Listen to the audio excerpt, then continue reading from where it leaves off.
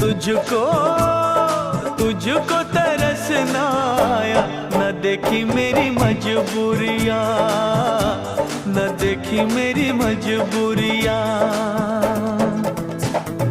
तूने दिल के रकीबों संग मेरे ओ दिल पे चलाई छुरियाँ, ओ दिल पे चलाई छुरियाँ।